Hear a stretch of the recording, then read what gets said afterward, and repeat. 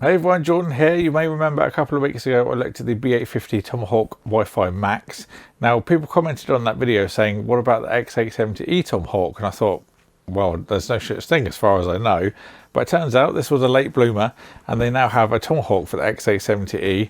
Now just to put the chart on the screen, the X870E is a dual chipset over the single chipsets we saw on the B850 and X870, which could be a great motherboard if you're doing maybe some content creation or you're just using a lot of devices at once because you have a bit more throughput over the single chipset versions. So let's get this one open and have a look.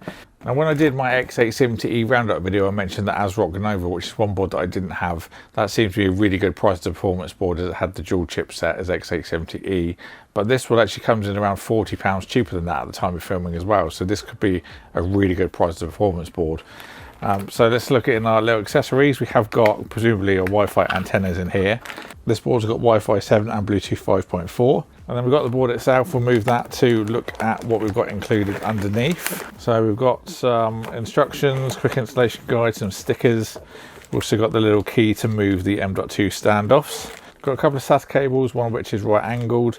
We have the little adapter to extend the front panel connections to around the back of the board, keep it nice and clean. We've also got their quick connector, so they've got a little proprietary cable that goes onto the board and breaks off into a 4-pin for a fan. There's also a 3-pin RGB and then also your front panel connectors. A little bit of a different way to do it if you don't want to use the bottom of the motherboard.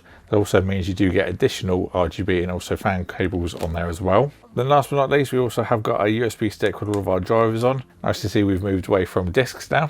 And here we go.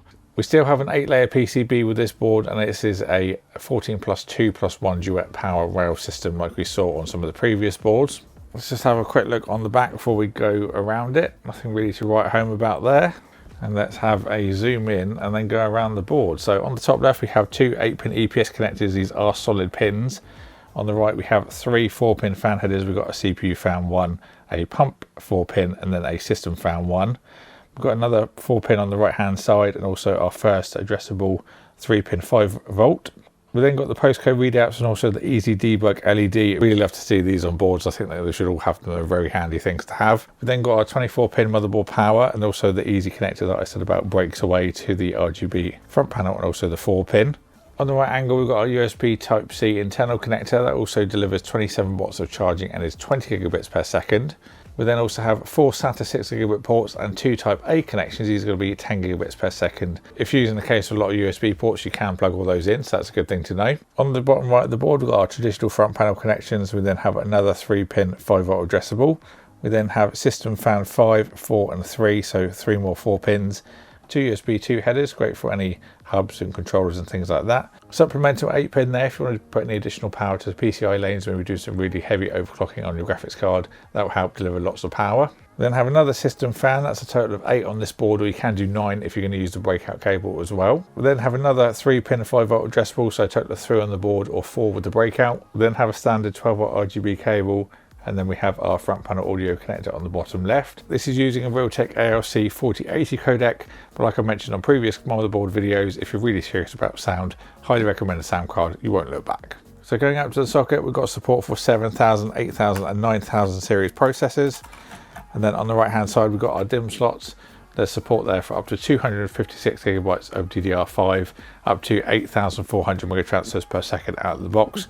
You may see these capacities and speeds improve with a later BIOS update, but that's what it can support at the time of filming. So going down to our expansions and storage, our first storage slot on the top here is a Gen 5 110mm drive, very thick piece of aluminium for some heat dissipation on the top, and a big old thermal pad again on the bottom there as well.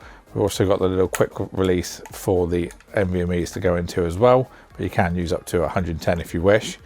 We then have some more heat sinks underneath these covers here. Let's just take these off. So then taking off that heatsink, we have support for another 2 80mm drives. The top one will be Gen 5 from the CPU, and the bottom one will be Gen 4 80mm from the chipset.